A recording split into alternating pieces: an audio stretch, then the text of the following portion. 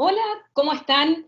Sean bienvenidos a una nueva cápsula del Programa de Estudios Europeos de la Universidad de Concepción y que esta vez vamos a analizar fundamentalmente temas europeos y vinculados con Alemania, y esto va en especial para nuestro curso complementario, la Unión Europea, que estamos dictando el Programa de Estudios Europeos aquí en la Universidad de Concepción.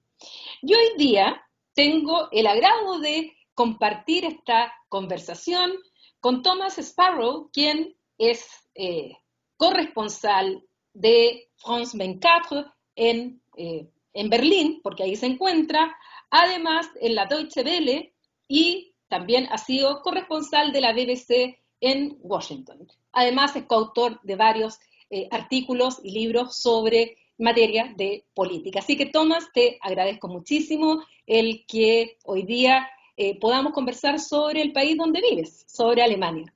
El placer es mío y me encanta que podamos hablar también sobre Alemania, sobre Europa. Ese es el tema que desde hace mucho tiempo me apasiona, que también ha sido el tema principal de los tres libros que escribí junto con otros autores. Son temáticas europeas definitivamente y también, por supuesto, el tema que manejo ahora como corresponsal político en inglés para Deutsche Welle y en español para France 24, además de otras cadenas que me llaman cuando algo grande pasa aquí en Alemania y quieren saber qué significa eso desde un punto de vista internacional también. Bueno, aquí vamos a hacer como un cambio de roles, porque en realidad tú eres el periodista y yo soy la académica, pero la idea es que tengamos una conversación y abordemos varios temas de los cuales tú también eres especialista, y para que aquellos que nos están escuchando a través del canal de YouTube del programa Estudios Europeos o a través del canal de YouTube que yo tengo como Paulina Astroza, puedan entender un poco lo que está pasando y lo que ha pasado en Alemania. Entonces, pero antes de eso, yo quiero preguntarte, qué es lo que siempre es la primera pregunta que le hago a todos nuestros invitados, es cómo llegaste, tú eres colombiano, cómo llegaste a Deutsche Welle, cómo llegaste a France 24, cómo llegaste a la BBC, cómo llegaste a Europa a dedicarte a este tema de política internacional y específicamente europea. Yo soy colombiano de nacimiento, pero mi familia es mitad británica, mitad colombiana y mi educación, o sea, mi colegio al que fui en Colombia era un colegio alemán. Yo crecí en un ambiente trilingüe, entonces crecí hablando español con mi madre, inglés, padre y alemán en el colegio. La razón detrás de eso es que mis padres han trabajado durante toda su vida como traductores y querían que yo aprendiera de entrada un tercer idioma y que estuviera involucrado con varias culturas a la vez. Y eso, por supuesto, fue, diría yo, el elemento clave que me llevó luego a intentar buscar temas internacionales. Y cuando digo temas internacionales, lo que me interesa y lo que me ha interesado siempre son dos cosas. Por un lado, encontrar las conexiones que hay entre distintos países, entre distintas culturas. Ese es un tema que me parece además fundamental y que lo veo como algo clave también para entender las dinámicas que estamos viviendo en la actualidad. Así que por un lado, ese tema de encontrar las conexiones y segundo, algo que va más allá solamente de la política y que también se evidencia en las relaciones entre personas, entre comunidades, entre sociedades. Eso es algo que siempre me ha interesado también. De hecho, me interesaba mucho en Colombia cuando estaba estudiando allá periodismo. En ese momento me enfoqué, por ejemplo, en las relaciones entre Colombia y África subsahariana y siempre también teniendo como esa idea de buscar esos vínculos que existen más allá de lo evidente. Cuando terminé mis estudios en Colombia de periodismo, me gané una beca de la Comisión Europea para estudiar una maestría de 2 años precisamente en los temas que más me llamaban la atención, es decir, en estudios globales. Una maestría que estudié un año en Alemania, en la ciudad de Leipzig, y el segundo año en Polonia, en una ciudad que se llama en español Breslavia, en polaco se llama Wrocław. Eh, y ahí pude ahondar un poco más en todos esos temas que estoy explicando, en cómo, digamos, el mundo tiene todas esas conexiones que llaman la atención, cómo lo que uno vive en un país, ya sea Polonia o Alemania o España o lo que sea, puede también extrapolarse de alguna manera a lo que experimentamos en Colombia, en Chile, en Panamá, en Bolivia, en los países de nuestra región.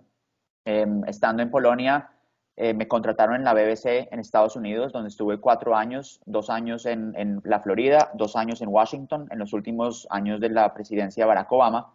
Y cuando estaba allá me contactó Deutsche Welle para que volviera a Alemania para trabajar como corresponsal de Deutsche Welle y eso fue lo que hice. Para mí fue como una especie de retorno, porque como te digo, yo tuve ese vínculo con Alemania desde mi infancia y para mí es la oportunidad perfecta aquí de poder hacer lo que más me gusta, que es explicar a audiencias internacionales qué es lo que está pasando en Alemania y poder hacerlo también en los idiomas en que hablo. Bueno, eso lo vamos a hacer hoy día en español. Debo confesar que yo te conocí, aparte de Twitter, te conocí porque te he visto varias veces en Deutsche Welle y también en France 24. Yo te vi en un debate ahora último, por eso se me ocurrió también contactarte, por los 15 años de Angela Merkel. Creo que tuviste problema de conexión ese día, así que dije, voy a llamar a Tomás para que hablemos más largo de cuál es su visión respecto a estos 15 años que acaba de cumplir Angela Merkel como canciller de Alemania.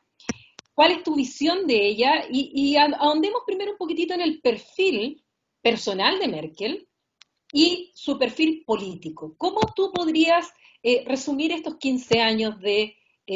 algunos le llaman la dama de hierro, la verdad es que eso es más para Thatcher.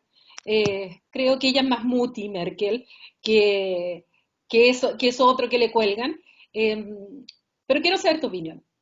Pues Angela Merkel es una política a la que yo he seguido durante mucho tiempo, no solamente en los años en que he estado aquí en Alemania, yo llevo 6 años trabajando como corresponsal, pues voy para 6 años en Alemania, sino que también la seguía desde antes. De hecho, me acuerdo perfectamente dónde estaba y en qué estaba el día que la eligieron a ella canciller en el 2005 y desde entonces la he seguido, digamos, siempre con un ojo mirando cuáles son las políticas que ella implementa, cómo se puede mirar también de manera crítica. De hecho, ahora para nuestra conversación me estaba preparando, estaba releyendo incluso algunas biografías, las tengo todas acá.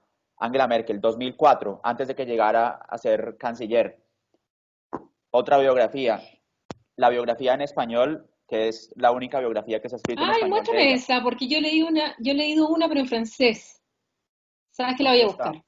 Ay, la voy a buscar, la voy a buscar. Me das el dato después. Aquí está otra. Así que he leído, hay muchos libros de Angela Merkel que he leído para tratar de entender un poco cuál es su estilo y también cuál es su tipo de visión y su tipo de política. Angela Merkel nació en Hamburgo, pero creció en la antigua Alemania Oriental. Entonces creció bajo un gobierno comunista y eso es algo que ella también trae a colación muchas veces cuando habla de su pasado y de las banderas que ella enarbola como política hoy en día. Por ejemplo, ella habla mucho del tema de la libertad como algo que para ella es fundamental. Ella hace énfasis siempre en la importancia de reconocer que la democracia no es algo obvio que simplemente está ahí siempre, sino que es algo por lo que hay que luchar. Los derechos hay que lucharlos. Eso es algo que ella menciona y lo hace también mencionando, por supuesto, ese pasado que ella tuvo. Angela Merkel, de hecho, no estudió política. Angela Merkel es una científica, tiene un doctorado que uno incluso puede encontrar en internet. Si uno no es científico, nadie entiende exactamente sobre qué estaba trabajando ella. Y el título de la tesis es Es, larguísimo. es un título Sí. larguísimo. Y llegó a la política en medio de todas esas turbulencias de la reunificación alemana, donde no solamente ella, sino diría que los dos países y luego el país reunificado empezaron a readaptarse como si fueran un rompecabezas. Y ella entró en ese momento entonces a un movimiento político, ese movimiento político luego se unió al partido CDU, que es el partido que ella dirigió durante mucho tiempo, ya no lo dirige más, y ahí, bajo el liderazgo de Helmut Kohl, que es el otro gran canciller de Alemania en las últimas décadas, entró a la política trabajando en varios ministerios. Por ejemplo, fue ministra de la Mujer, ministra de Medio Ambiente, y luego fue creciendo y creciendo, creciendo, hasta que en 2005 se convirtió en la primera canciller que creció en Alemania Oriental y la primera canciller mujer en la historia de Alemania. Y tú muy bien, cuéntame. ¿Qué tan cierto es que Angela Merkel llega a eso porque le dio la espalda a Helmut Kohl cuando viene todo el lío de las cajas negras, de las cuentas B, y que ella le habría dado, siendo su mentor, le habría dado un cuchillazo públicamente y desde ahí ya Helmut Kohl no se recupera y ella toma un liderazgo frente a otro candidato que era ¿Schroeder? No, perdón. ¿Cómo se llama el que fue su Ah, ministro de Finanzas? Schäuble. Schäuble. Y que finalmente ella se impone. O sea que, ¿qué tan cierta es esa versión de cómo llega finalmente el 2005 ganándole por muy poco a Gerhard Schröder Así en es, o aquella sea, elección?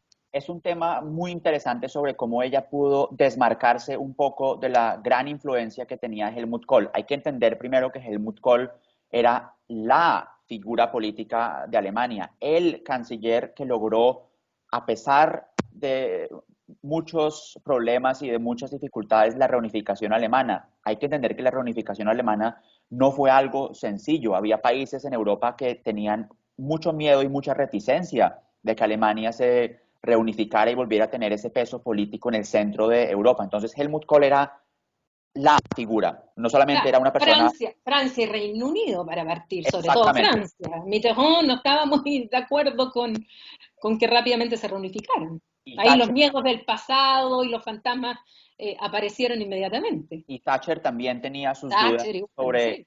sobre la reunificación alemana. Entonces Helmut Kohl era el que había logrado esa reunificación a pesar de todo. Y Angela Merkel, en efecto, sí logró desmarcarse de Helmut Kohl, sobre todo con una columna que publicó en un periódico en el que logró, digamos, también llamar la atención de su partido y, como te digo, desmarcarse de esa figura enorme que era Helmut Kohl. Y sí fue un hecho, no es el único hecho, pero sí fue un hecho que jugó un rol muy importante en la figura de Merkel ascendiendo en su propio partido hasta convertirse en la líder del partido y luego, por supuesto, en la canciller. Es algo que muchas personas dicen que Angela Merkel ha logrado muy bien, desmarcarse de sus rivales políticos principales. Lo hizo no solamente con Helmut Kohl, sino también con Friedrich Merz, que de hecho Friedrich Merz es ahora uno de los candidatos a dirigir la CDU hacia el futuro, pero Friedrich Merz durante mucho tiempo fue completamente nivelado por Merkel, o sea, desapareció. ¿Qué tan cierto es que es alemán, como he leído yo por ahí en la prensa? En la prensa se ha dicho que Friedrich Merz es el Merz alemán por algunos tipos de comentarios que ha hecho, por las posiciones en las que se ha planteado. Yo creo que es un titular muy sencillo, muy simple para explicar todas esas dinámicas de las que estamos hablando en Alemania. Claro, es un titular que llama la atención, Que pero la vende. pregunta, claro, pero Friedrich Merz es un político, digamos, mucho más complejo que simplemente decir que es el Trump alemán. Lo cierto es que hoy Friedrich Merz se posiciona entre los candidatos a suceder bueno, Annegret Kramp-Karrenbauer, que es la líder de la CDU, se posiciona Nunca me como, pude aprender el nombre, ¿eh?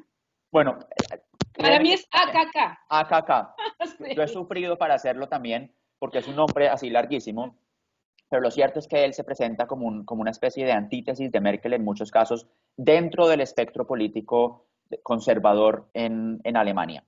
¿Por qué pasa eso? Porque uno de los elementos fundamentales de la política de Angela Merkel en los 15 años, y es una manera, digamos, muy gráfica de presentarlo y de imaginarlo, es Angela Merkel tomó su partido, un partido, CDU es un partido conservador, es un partido que está en la centro derecha de Alemania, y lo movió hacia el centro del espectro político.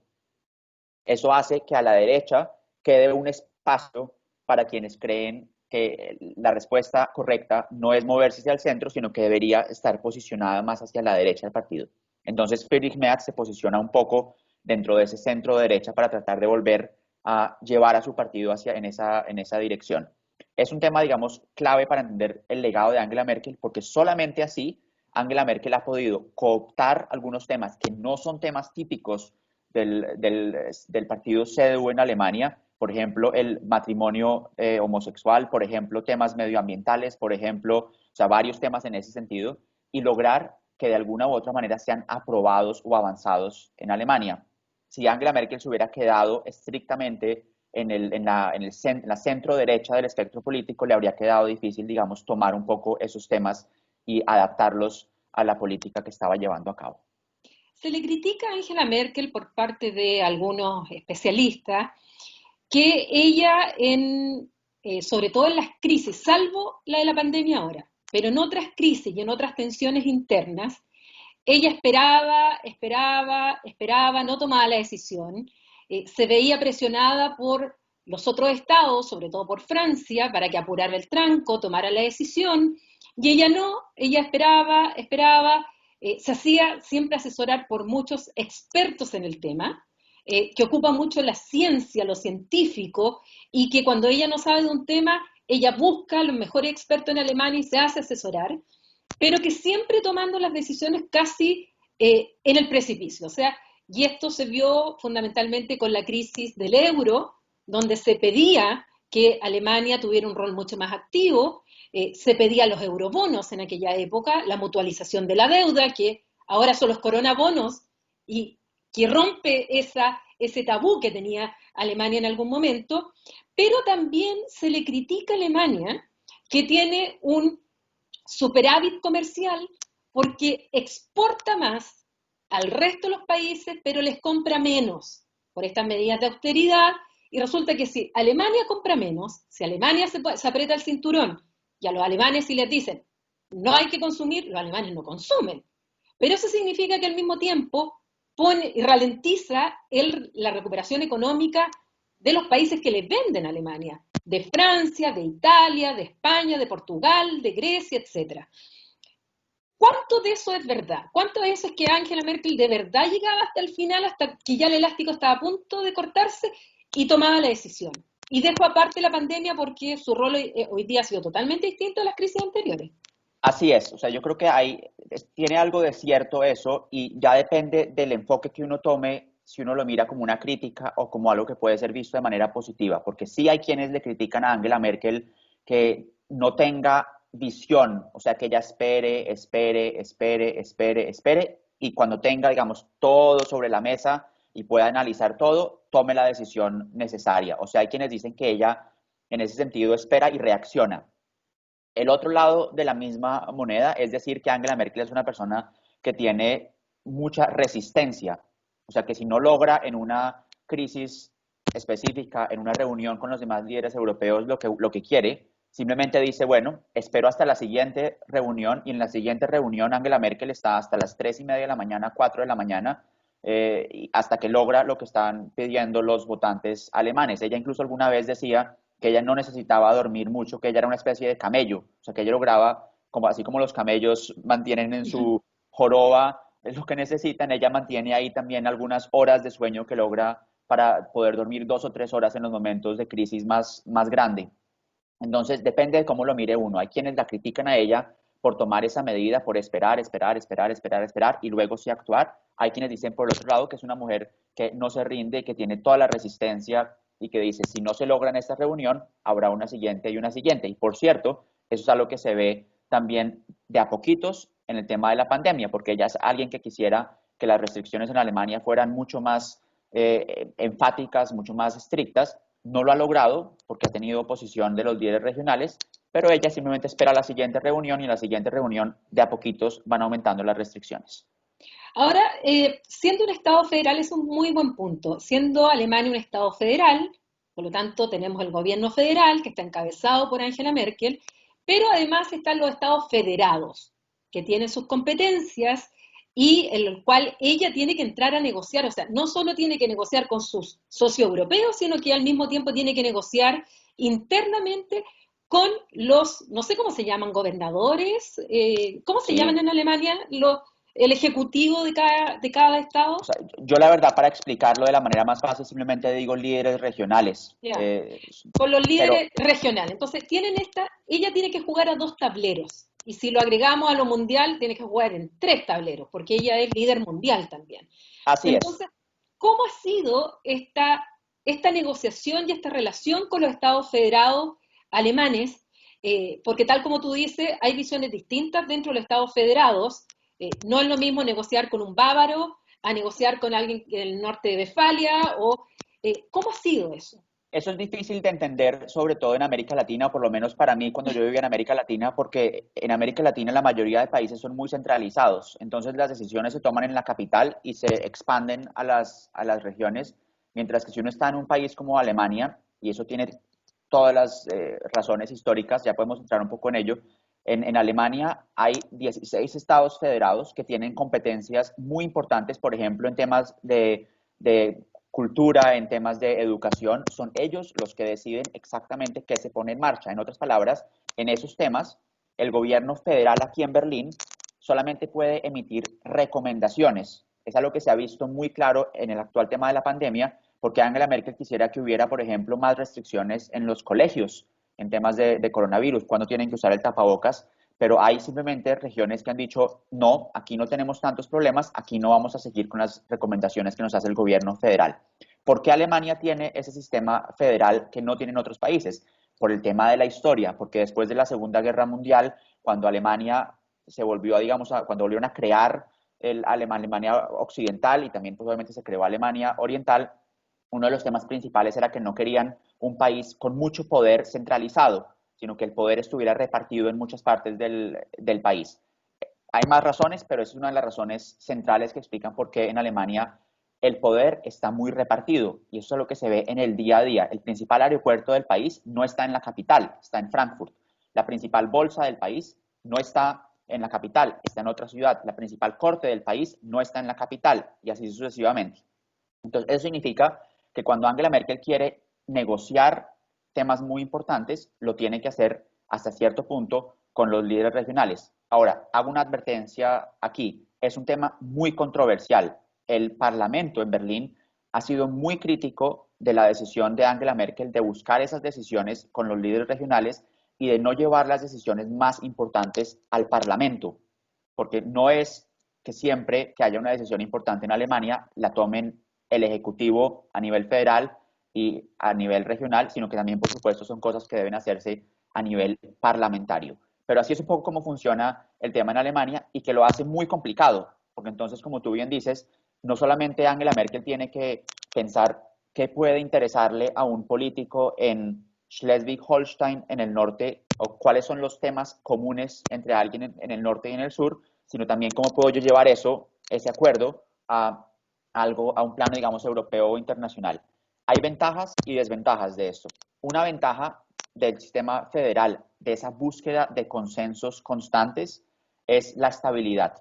Entonces hay quienes dicen que Alemania no se mueve muy rápido, pero se mueve estable. O sea, que no hay cambios muy abruptos como por ejemplo en otros países, donde 4 años es un gobierno, 4 años siguientes el gobierno destruye todo lo anterior y pone sus políticas en práctica.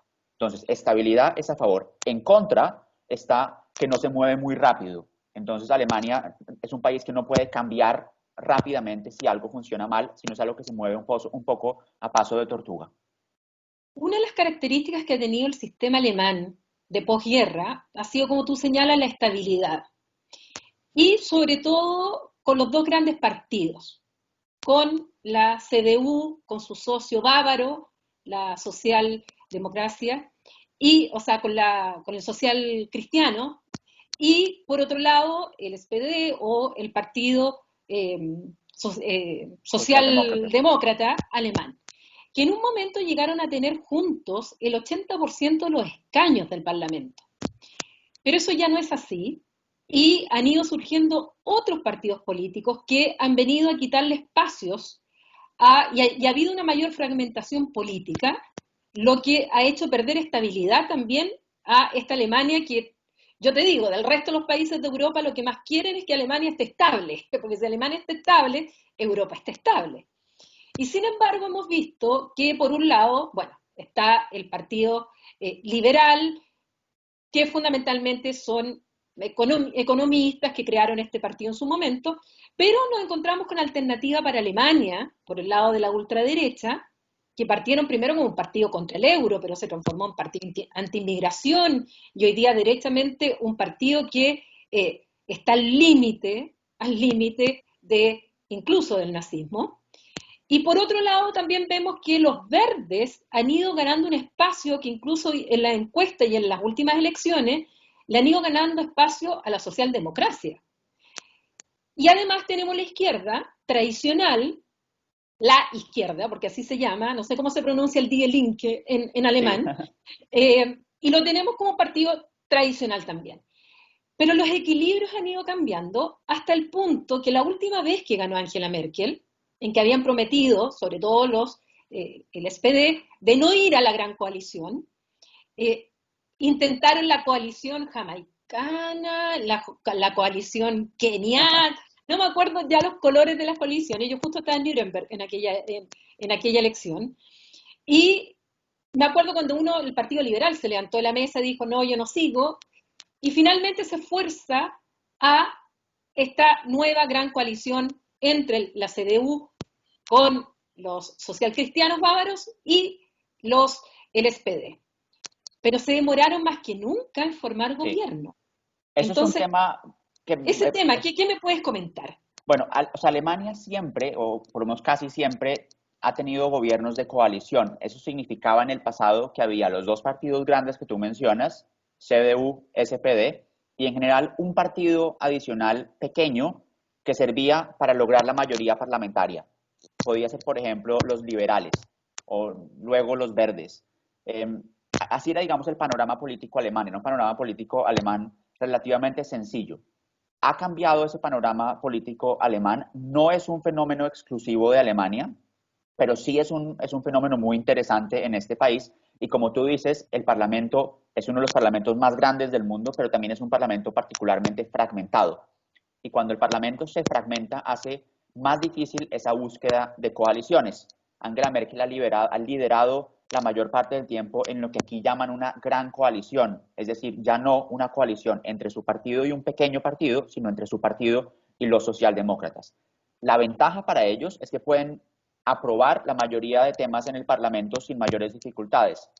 Lo que alguna gente critica es que eso debilita a la oposición, pues porque la oposición tiene voz en el Parlamento, pero es muy rara vez que la oposición pueda lograr que algo se apruebe sin contar con esos dos grandes bloques. Lo que pasó en las últimas elecciones es tal cual como tú dices, se debe en particular a la crisis de los migrantes en 2015-2016.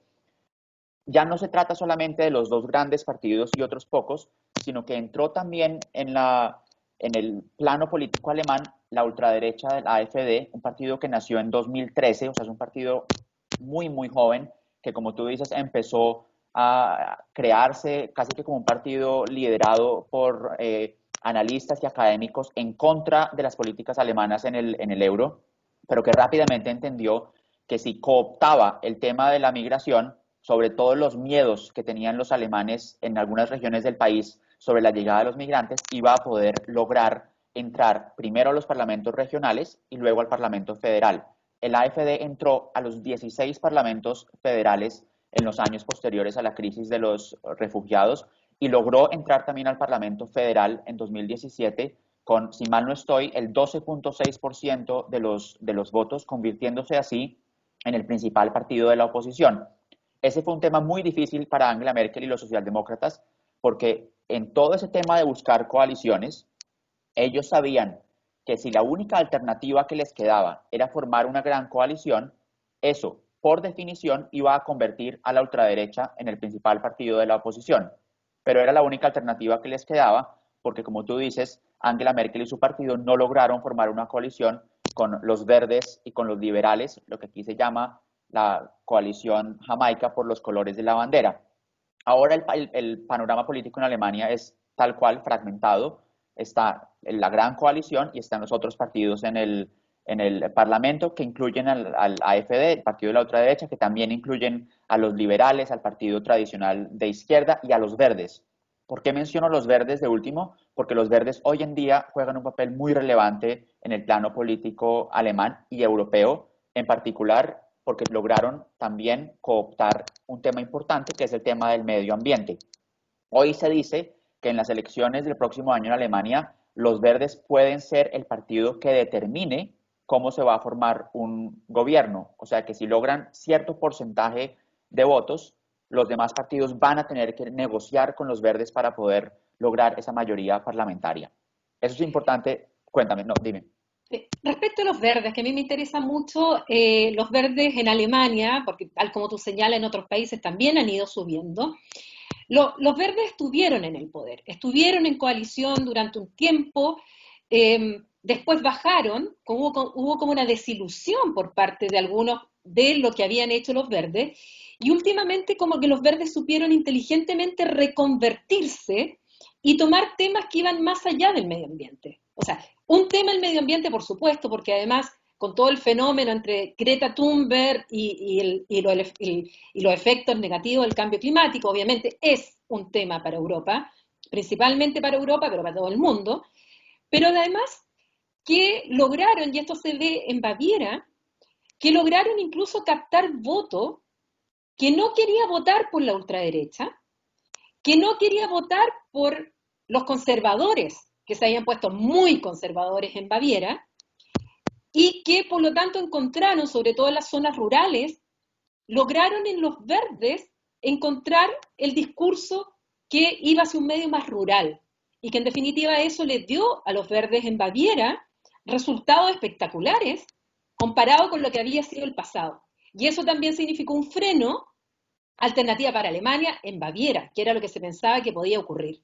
Entonces, bien interesante el fenómeno de los verdes, de cómo en Alemania han sabido reconvertir su discurso, cosa que no ha pasado en otros países, o vemos otros países de Europa donde los verdes no tienen mayor presencia, estoy pensando en Italia, estoy pensando en España, en el norte ya sí hay más, Bélgica, donde viví, los verdes hoy día también están teniendo fuerza, pero particularmente el fenómeno de los verdes en Alemania es muy interesante. ¿Qué opinas tú de eso? O sea, los verdes entendieron rápidamente que si querían salir de un nicho muy específico, tenían que hacer lo que tú acabas de explicar, tenían que pasar de simplemente ser descritos como el partido ambiental y poder tocar otros temas políticos muy importantes, ya fuera, por ejemplo, una postura clara en el tema de migración o postura clara en otros temas de política interna o de política exterior. Eso es algo que por un lado, lograron hacer muy bien en años anteriores a mi modo de ver. De hecho, como te digo, crecieron mucho en las encuestas.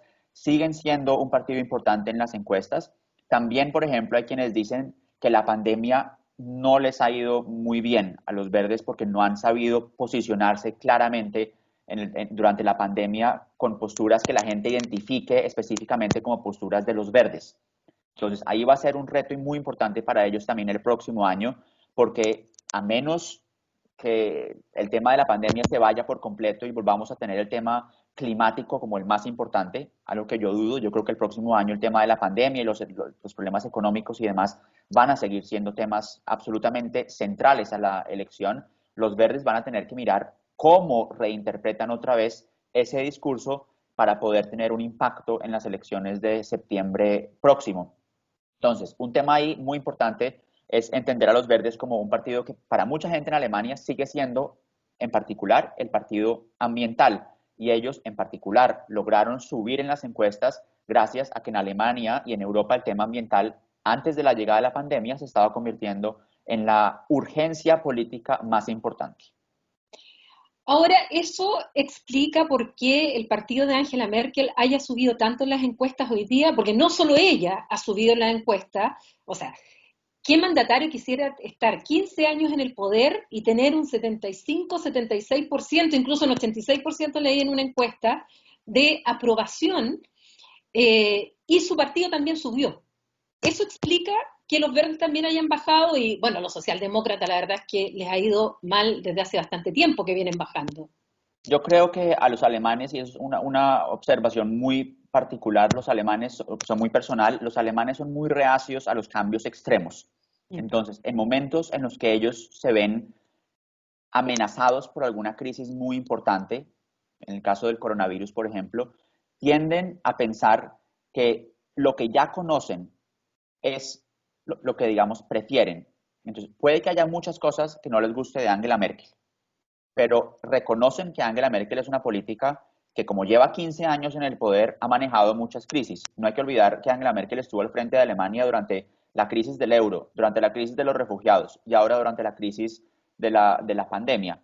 Entonces reconocen que Angela Merkel ha logrado llevar a Alemania, digamos, mantener a Alemania estable a pesar de las crisis en los momentos más difíciles de los últimos años. Entonces yo creo que eso es algo que le reconocen a Angela Merkel y por una razón por la cual a su partido le ha ido particularmente bien, porque si le preguntan a los alemanes qué partido puede solucionar las crisis internacionales, piensan que lo puede hacer la CDU. Ahora, no es solamente algo que responda a Angela Merkel como tal. Yo creo que también se debe a que el otro gran partido que ha estado al frente de Alemania, que ha liderado a Alemania en muchas crisis internacionales, los socialdemócratas, está sufriendo una crisis terrible, una crisis de identidad desde hace mucho tiempo, de la cual no logra salir.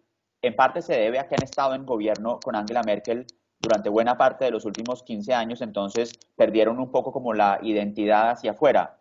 Si tú le preguntas a la gente en Alemania cuál es la política principal de los socialdemócratas, mucha gente no sabría responderlo. Y eso ha llevado a que los socialdemócratas, por un lado, hayan tenido una crisis interna muy fuerte con varios líderes, con varias crisis, y por el otro lado, que no sepan qué camino tomar en este momento.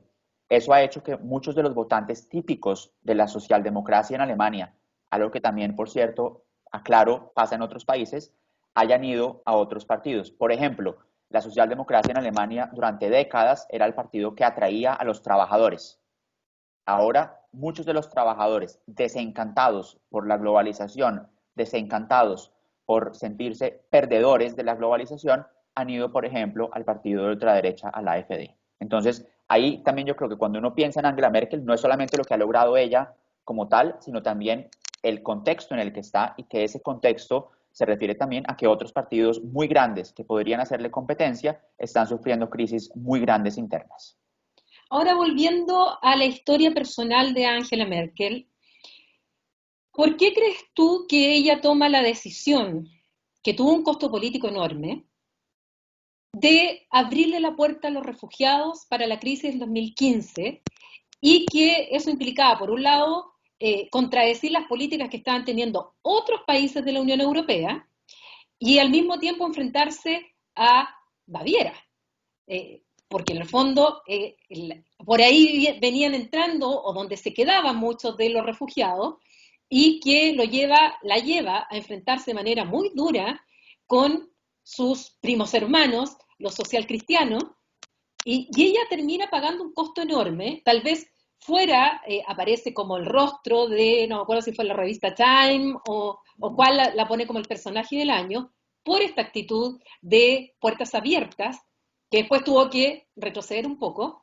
Pero, ¿cuál crees tú que fue la razón que la llevó, en definitiva, a tomar esa decisión y que hayan entrado cerca de 1 millón de refugiados que venían sobre todo escapando de la guerra en Siria? O sea, yo creo que en esa situación en particular Angela Merkel no pudo hacer lo que acabamos de explicar, que es esperar, esperar, esperar, esperar, esperar hasta tomar una decisión con todos los elementos enfrente en la mesa, sino que ella se vio también abocada por una situación muy difícil, que era la llegada de los refugiados que ya estaban a puertas de llegar a Europa.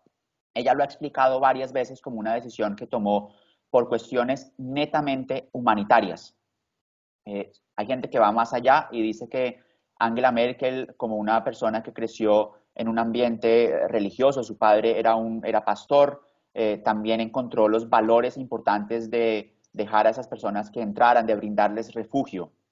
No estoy seguro que eso, digamos, haya sido un elemento central en la política de Angela Merkel en ese momento, pero es algo que también han explicado.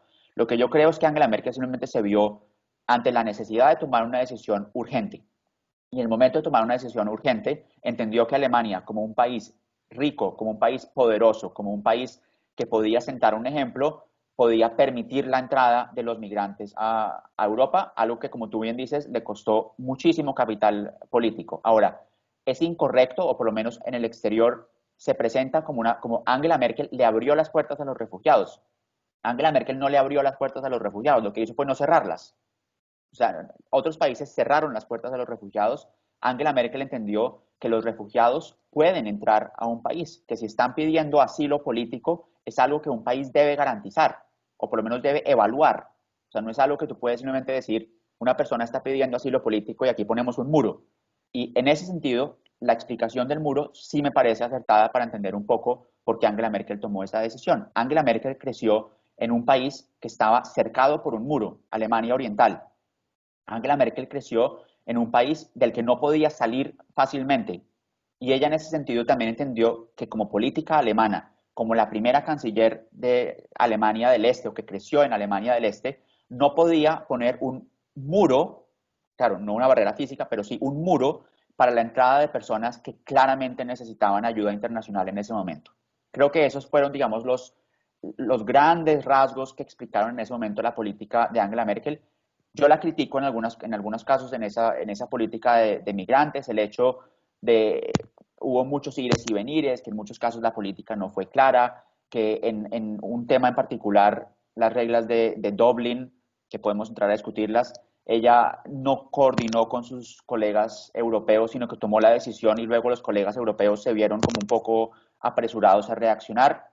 Quizás ella sí ha debido coordinar un poco más a nivel europeo, porque precisamente esa también es una bandera que ella ha pregonado durante mucho tiempo, esa idea de buscar cooperación con los líderes europeos. Si uno mira lo que pasó en 2015 con la llegada de los refugiados, ella no fue precisamente un ejemplo de cooperación europea.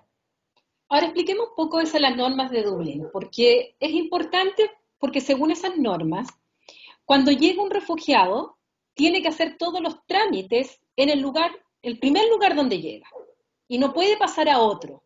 Y si llega a hacerlo, lo que tiene que hacer es devolverlo al primer país. Y como los refugiados entraban por Italia, entraban por Grecia o estaban entrando por los Balcanes, entonces lo que Alemania debía haber hecho era haberlos devuelto al lugar de origen si quería cumplir con las normas de Dublín. Y lo que hace Angela Merkel es no cumplir con eso y tramitarles en Alemania el asilo, que era lo que estaban pidiendo, o dejarlos pasar, porque algunos también pasaron por Alemania, no se quedaron en Alemania y se fueron a Suecia, otros querían ir incluso al Reino Unido.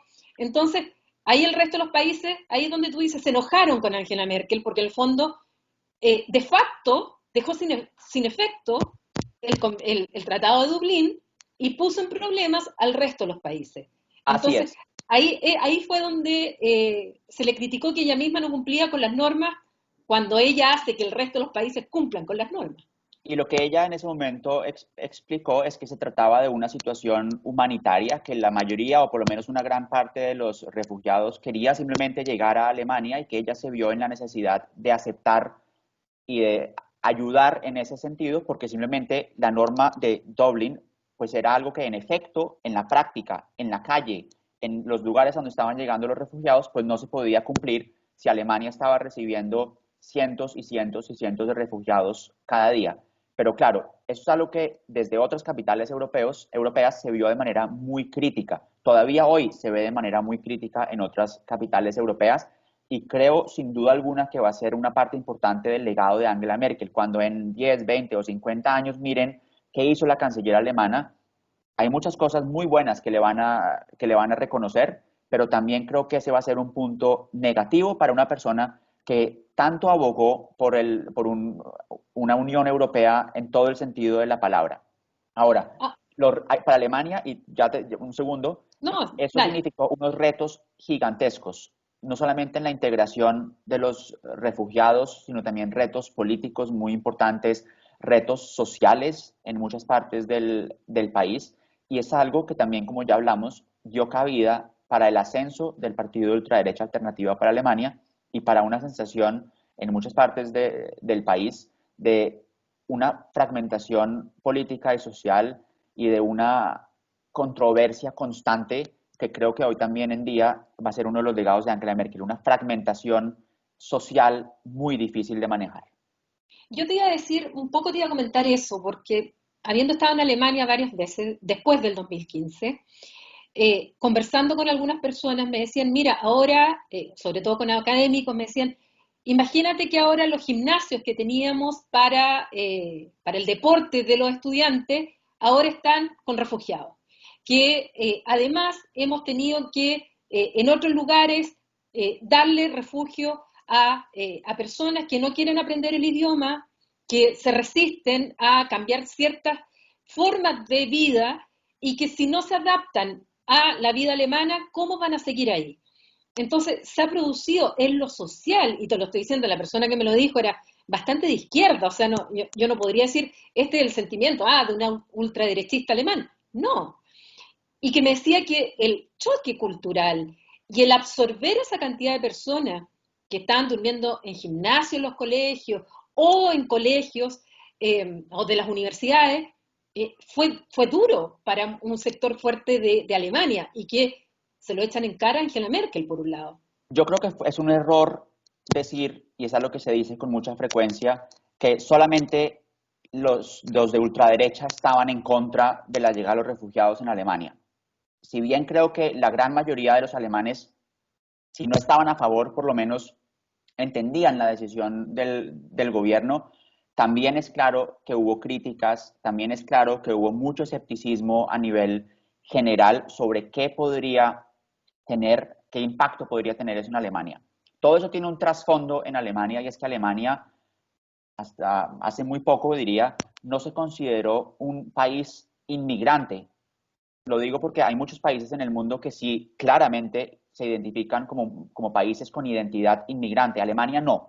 En los años 60, en los años 70, cuando vinieron muchas personas de países como Turquía o de los países como de los Balcanes, la idea era que ellos venían a Alemania, trabajaban y se devolvían a sus países de origen, y eso no pasó. O sea, por supuesto, la mayoría se quedó en Alemania. De hecho, hoy Alemania tiene 3 millones de personas de origen turco.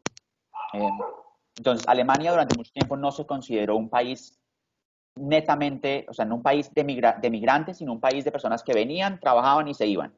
Solamente hasta hace muy poco empezó a cambiar ese discurso para decir, Alemania no es solamente el país de los alemanes, sino que también hay muchas personas que tienen raíces de otras partes y que igual son 100% alemanes porque nacieron, crecieron en este país, porque tienen pasaporte y demás.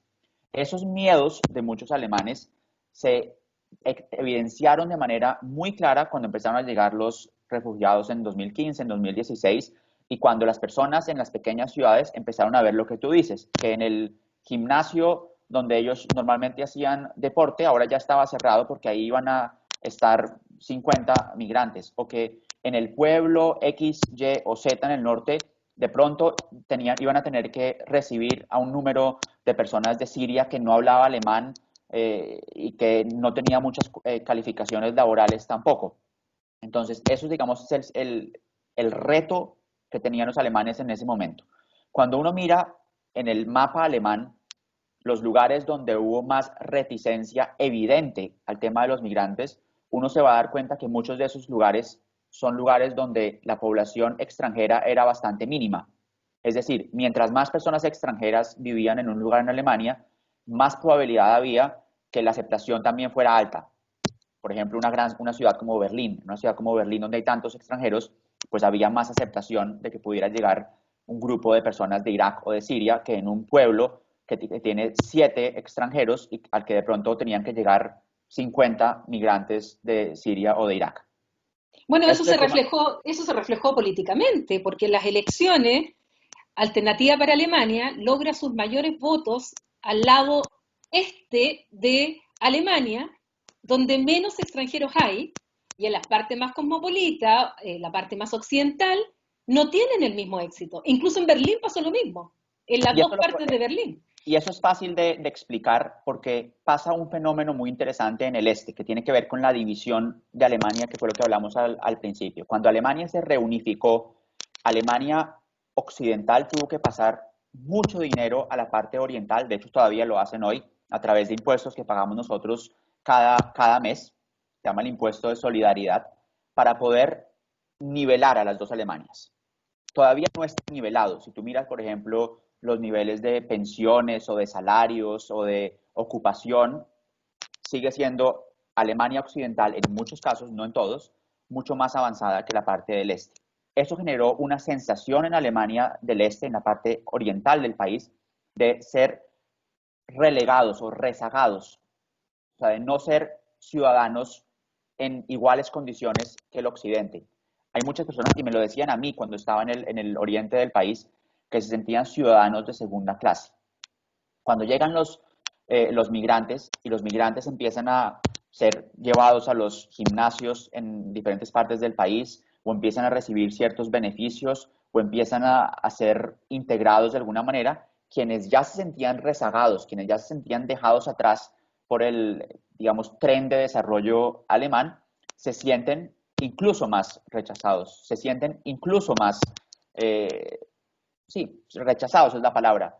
Decían, ¿por qué tienen que darles a ellos ayudas económicas y no a nosotros, que también las necesitamos o que recibimos menos que nuestros pares en Alemania Occidental.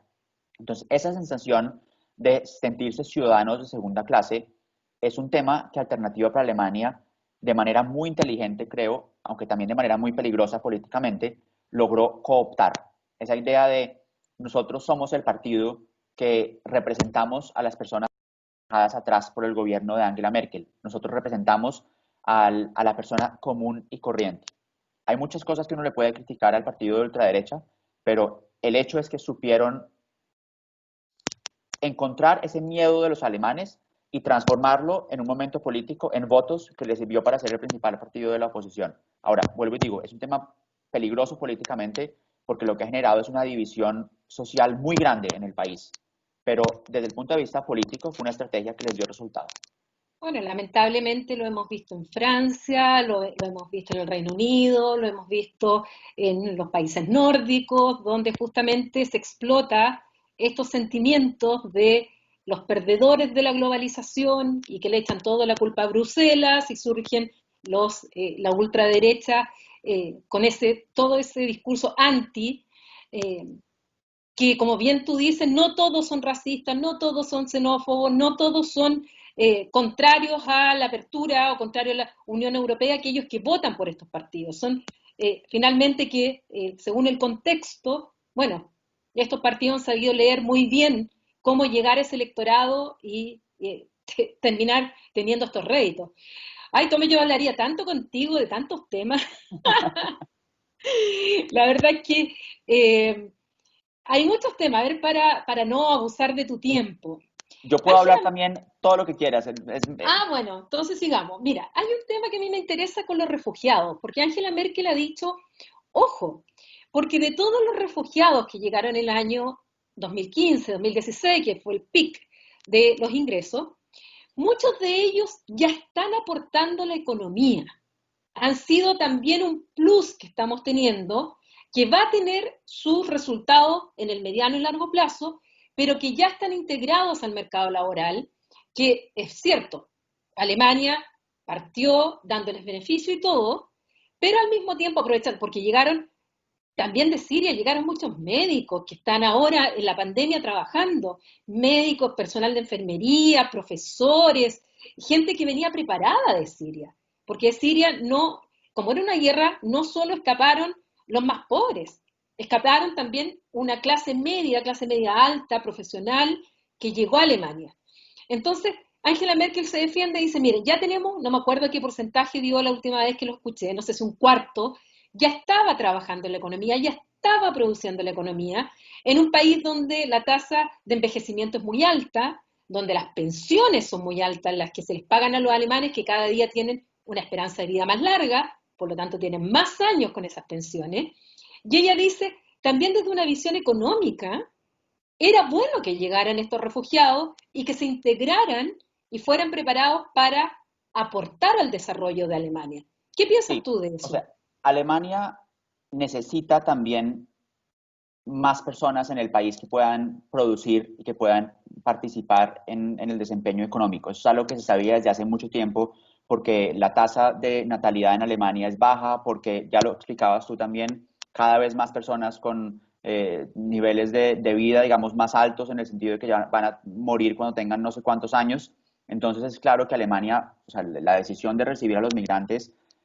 Claro, fue una decisión humanitaria, pero no fue solamente una decisión humanitaria. También había un entendimiento que muchos de ellos iban a poder llenar vacíos que Alemania necesitaba en sus sectores económicos.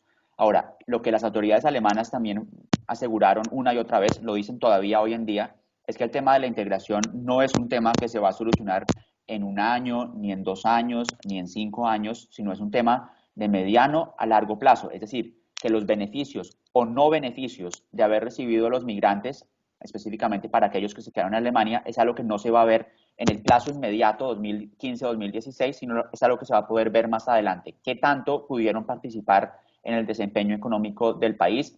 ¿Qué tanto le costó a Alemania también lograr que lo hicieran? Porque hay que decir que los costos son enormes de integrar a tantas personas, de enseñarles alemán, de lograr que las cualificaciones profesionales, si las tienen, se puedan utilizar aquí en Alemania, porque también hay que decirlo, Alemania es un país tremendamente burocrático, entonces no es que simplemente tú llegues con tu diploma y puedas de una vez empezar a trabajar en el país, sino que hay que hacer muchos pasos para poder hacerlo. Entonces requiere también un costo monetario, un costo político, un costo social, y es algo que eso solamente se va a poder más adelante. Yo creo que incluso eso es algo que solamente se va a poder ver claramente después de que Angela Merkel deje la Cancillería en unos años. ¿Qué tanto los migrantes que llegaron en 2015 están aportando al desempeño económico de Alemania y cuánto costó que lograran hacerlo? Hay un tema siempre complicado de la Unión Europea, pero particularmente de Alemania, con un tercer país y que tiene que ver con este tema, y que es Turquía, y particularmente con Erdogan. Porque en definitiva, esto que hayan llegado al 2015, esta cantidad, estos millones de inmigrantes, no es casualidad, es sencillamente que Erdogan abrió las puertas, porque es en Turquía, fundamentalmente, donde están los mayores campos de refugiados. Ya no sé en qué cantidad irán, pero mínimo tienen que ser unos 3,5 millones de refugiados, según las cifras de Naciones Unidas, y que en algún momento sencillamente Erdogan abrió la puerta. Y Erdogan ha utilizado eso como chantaje, particularmente con Angela Merkel y Alemania, pero con la Unión Europea en general, porque sabe que es cosa que abre la puerta y se van a volver a llenar de inmigrantes en un segundo. Y esa ha sido una tensión muy fuerte porque efectivamente los ha chantajeado. Y se llega a un acuerdo entre la Unión Europea, liderado por Angela Merkel, con Erdogan, por el cual en el fondo, así en palabras súper simples, Erdogan cierra la puerta de nuevo, controla y recibe dinero de los europeos, supuestamente para los refugiados, y además con esto que nunca entendí, que era como un refugiado que iba, después podía volver otro, nunca entendí bien la fórmula, pero que en definitiva hizo caer inmediatamente las cifras de ingresos a Europa. ¿Cómo es esa relación entre Alemania, que además, por otro lado, tú decías, hay muchos turcos que viven en Alemania? De hecho, en la misma Turquía se usa el marco, se usaba en esa época, bueno, cuando viajé yo, el marco alemán servía. Ahora supongo que el euro vía Alemania. Con el tema de las remesas, con todo lo que significa el que hayan tantos millones de turcos viviendo en Alemania. Y con esto de que Erdogan tiene la puerta, finalmente, de la estabilidad de Europa y la estabilidad de la propia Alemania.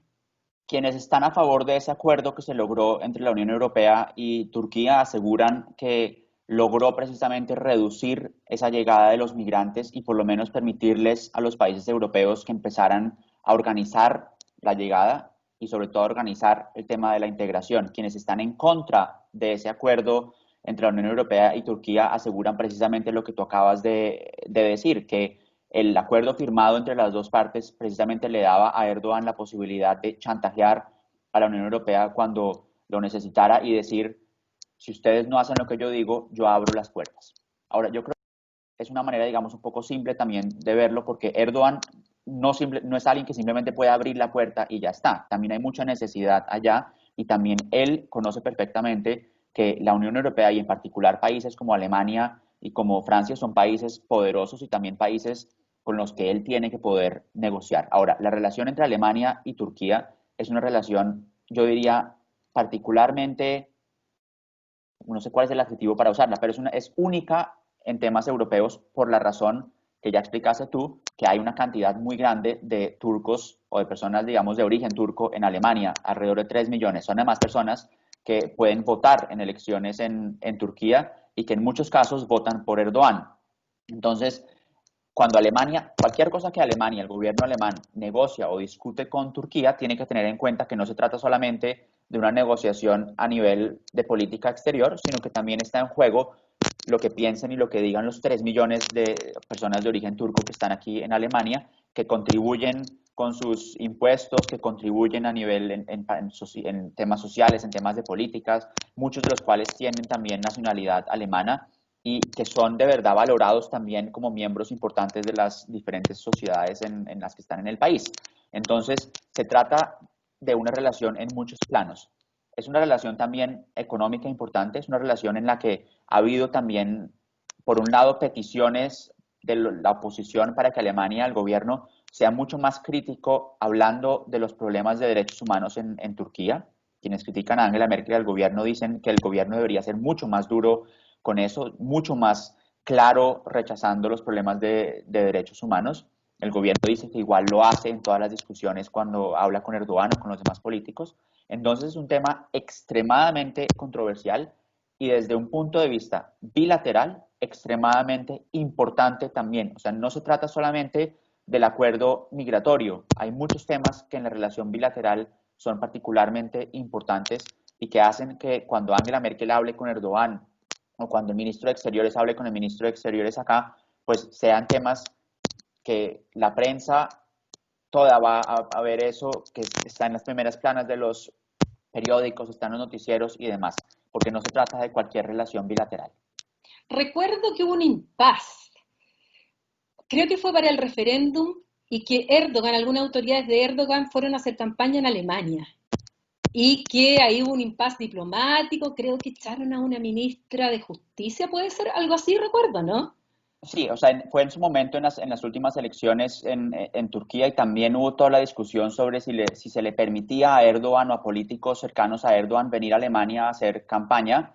Yo trato de presentar otra vez las diferentes visiones que había y no decir esto es lo correcto o eso es lo incorrecto, pero quienes aseguraban que debía poder hacerlo decían que en últimas había 3 millones bueno, no sé si 3 millones, pero muchos electores aquí en Alemania y que por tanto tenían que poder llegarles a esos electores.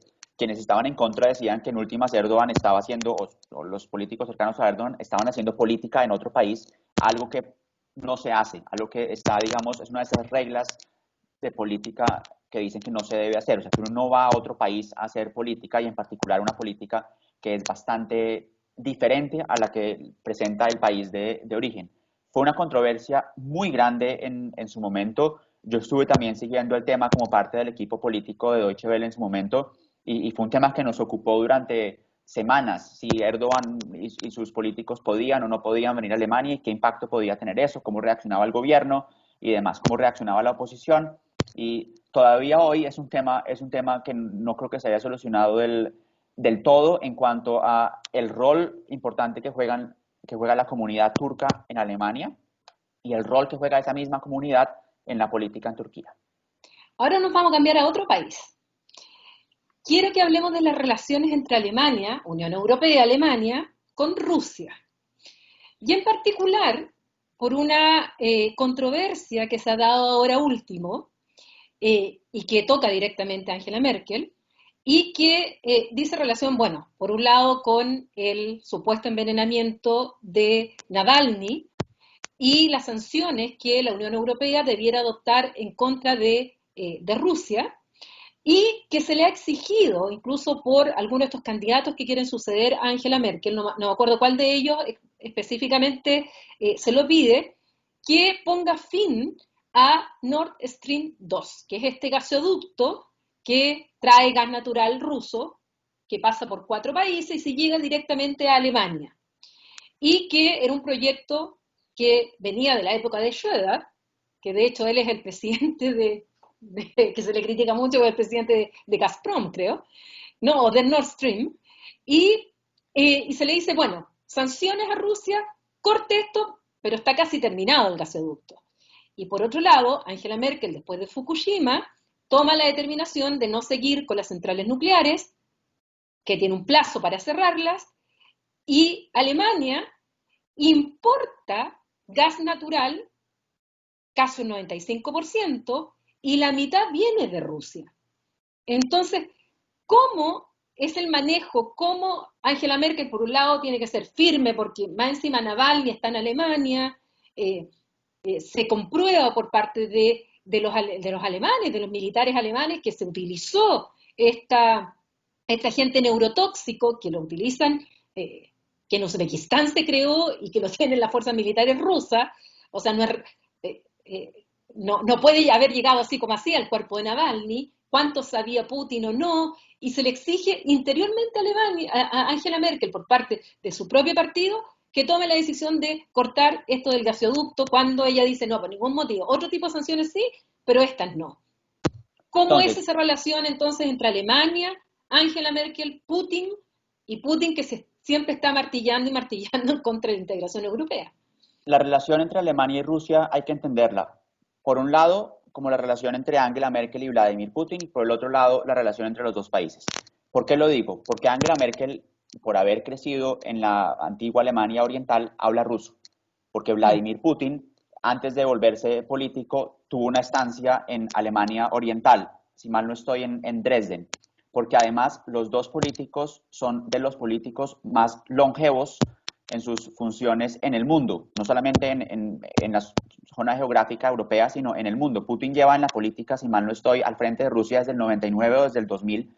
Angela Merkel llegó en 2005, entonces creo que Angela Merkel y Putin se conocen extremadamente bien. Han estado trabajando, digamos, conjuntamente con problemas y sin problemas desde 2005 que Angela Merkel llegó a la Cancillería alemana. Entonces, por un lado, son políticos que tienen un vínculo, digamos, personal que no siempre está presente en ese plano.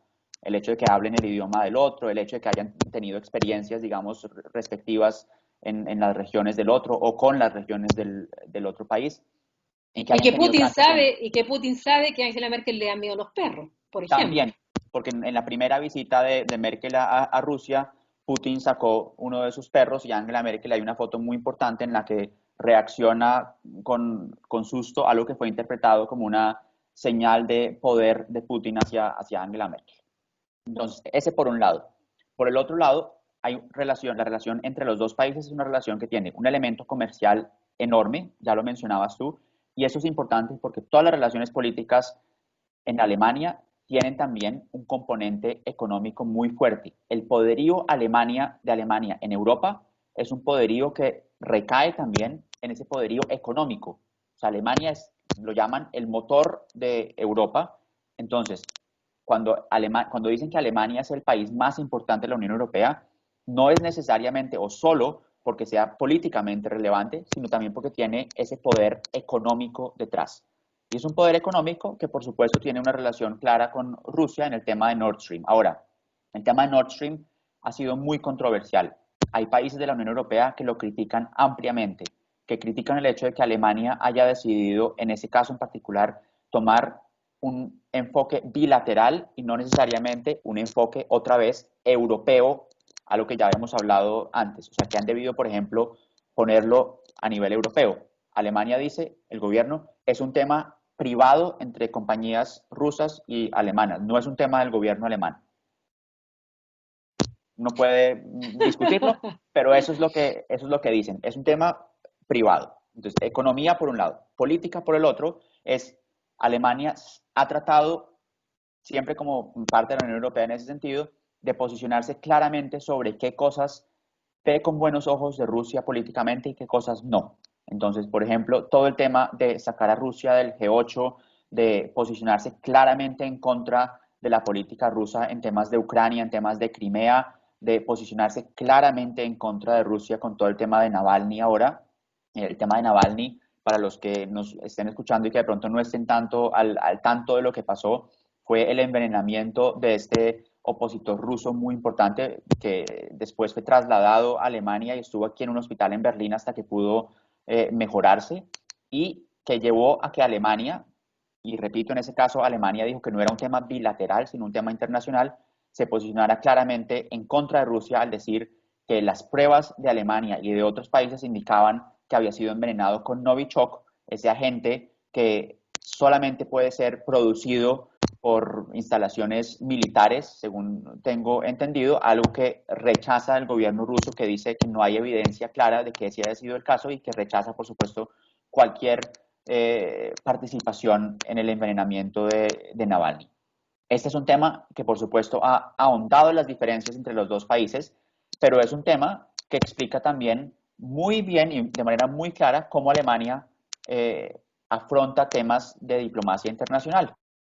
Por un lado, critica claramente a Rusia cuando no le conviene algunas cosas o cuando no está de acuerdo con algunas políticas. Creo que también, por ejemplo, así con Turquía, como hablábamos ahora.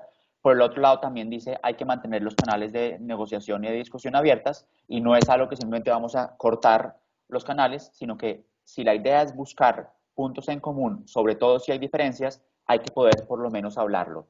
Y en ese sentido, los demás países europeos han entendido que por el tema personal del que hablábamos antes, cuando se trata de tener negociaciones con Rusia, más les conviene que Alemania y Rusia por lo menos puedan hablar, porque pueden, digamos, encaminar las discusiones a través de lo que Alemania y Rusia también discutan en temas de política exterior a nivel europeo. Además que las inversiones de empresarios alemanes en Rusia son bastante grandes. Entonces ese también es otro factor que impide que ser tan duro para los alemanes con Rusia. Y en algo se parece también el escenario que vamos a pasar a otro país, a China. Las relaciones de nuevo, Unión Europea, Alemania con China. Y en este escenario de enfrentamiento entre Estados Unidos y China, eh, pero además con el tema de Hong Kong, con el tema de los derechos humanos, donde también ahí es complicado el posicionamiento para Alemania, porque Alemania, sus relaciones comerciales con China son enormes, también las inversiones alemanas en China, y al revés, y al mismo tiempo se encuentra con un Xi Jinping que cada día se muestra más agresivo en política internacional, con el tema de Hong Kong. Ahora acaban de detener a 3 de los grandes líderes del movimiento que busca mayores libertades en Hong Kong. Entonces la Unión Europea sale de nuevo en su política exterior. Bueno, ¿qué hacemos con China? Porque también es un gigante con el cual no nos queremos pelear, pero al mismo tiempo la Unión Europea dice que en su política exterior están los valores de la democracia, el respeto a los derechos humanos, etc. Entonces, ¿qué pasa ahí con Alemania? Porque además Angela Merkel ha hecho muchos viajes a China, más que a otros países, lo que también demuestra los intereses de Alemania en China. Entonces también ahí es difícil tomar una decisión así como tan drástica como algunos quisieran, corten con China porque violan los derechos humanos. Eh, a veces el pragmatismo le gana justamente por estos intereses que también están presentes en la relación sino-alemana. Tú estuviste también en Bruselas, entonces entenderás este punto, digamos, que quiero explicar, porque a veces creo que la Unión Europea es un animal muy extraño, porque por un Un lado, ovni, como le decía Jacques Delors, un objeto exactamente, político no identificado. exactamente, porque por un lado la política exterior fue acordada de tal manera que hay una persona en la Unión Europea encargada de la política exterior del bloque que representa a los 27 países de la Unión Europea, Josep Borrell en este caso. Entonces, en muchos casos sí se trata de buscar acuerdos para que la política que se manifiesta de puertas para afuera sea una política común europea. Pero el problema es que estamos hablando de 27 países con políticas y economías distintas, con sociedades distintas, con enfoques distintos, entonces también hay un nivel nacional que debe siempre considerarse. Ya lo veíamos, por ejemplo, en el caso de Rusia. Por un lado, una política europea de rechazar lo que pasó en Crimea, de rechazar lo que pasó en Ucrania, de sacar a Rusia del G8, que se convirtió en G7, y por el otro lado, temas nacionales bilaterales como el tema del gasoducto o en el caso de Navalny, decir, no es un tema bilateral, aunque mucha gente lo presente así. Algo similar pasa con China.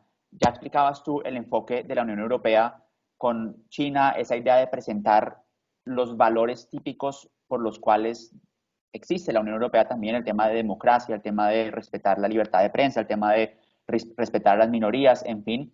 Por el otro lado, también hay políticas comerciales entre los diferentes países y China que son muy importantes y que tienen que tenerse en cuenta en un nivel político. Eso explica en parte por qué también Angela Merkel ha ido tantas veces a China, por qué ha puesto tanto enfoque en la política bilateral, porque entiende claramente que el componente económico es esencial en los dos países. Son dos países que además comparten el hecho de ser grandes exportadores. Entonces entienden, digamos, esa idea de qué lugar ocupan en el plano económico mundial y por el otro también cuáles son los problemas que existen. Si uno mira, digamos, con detenimiento cada vez que hay un tema bilateral entre China y Alemania, uno ve que la oposición le pide al gobierno alemán que hable del tema de los derechos humanos en China y que lo haga de manera clara. Y es algo que por lo general también aparece en los comunicados de prensa del gobierno cuando dicen la canciller alemana habló con el líder chino, se tocaron estos temas, y también se mencionó el tema de los derechos humanos. Para el gobierno dicen, bueno, los tratamos, los manejamos, los discutimos. Para la oposición no va lo suficientemente lejos. La oposición quisiera que con países como China o como Rusia o como Turquía el gobierno alemán fuera mucho más claro cuando se trata de defender esos valores como la democracia o la libertad de expresión o la libertad para todas las personas o los derechos de las minorías.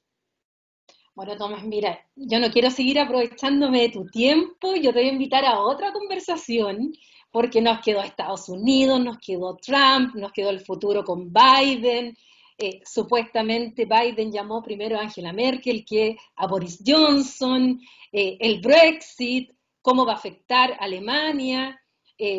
Bueno, nos quedaron muchos temas. La verdad es Pues que una propuesta es que en enero, cuando Biden esté en el poder, también hagamos una charla de verdad sobre relaciones entre la Unión Europea y Estados Unidos, sobre todo porque, digamos, ese es mi tema más cercano. Yo estuve en Estados Unidos en los últimos años de Obama-Biden, conocí a Biden, seguí su política en particular porque no sé si sabías que Biden en ese momento tenía la cartera de América Latina. Entonces, Obama le dijo, encárguese de América Latina y él estuvo muchísimas veces en la región.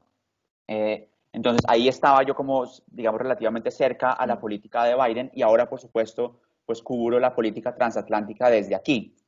Entonces, cuando ya esté la nueva administración en forma allá, podemos, por supuesto, volver a conectarnos y hablar un poco más de los temas que nos quedaron pendientes y el Brexit, por supuesto, también, porque yo soy uno de los afectados por el Brexit como ay, británico en eres la Unión británico, Europea. ¿verdad? ¿Verdad? Pero tú tienes nacional, ¿qué nacionalidad tienes ahí? ¿Qué Británica, pasaporte? británica.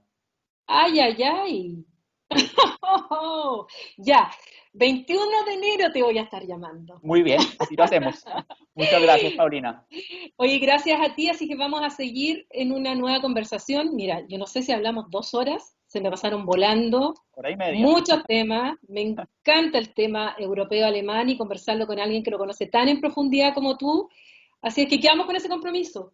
Ya Muy bien, hablamos de la relación transatlántica, Europa, Alemania, muy bien. Merkel, pero ya un poco mirando hacia el otro lado del mundo, hacia el océano, porque me cargué un poco al lado eh, oriental, nos vamos al lado occidental y conversamos un poco más. Así es que muchas Me gracias, parece. Tomás, Ok, y seguimos en contacto. seguimos en contacto. Chao. Gracias.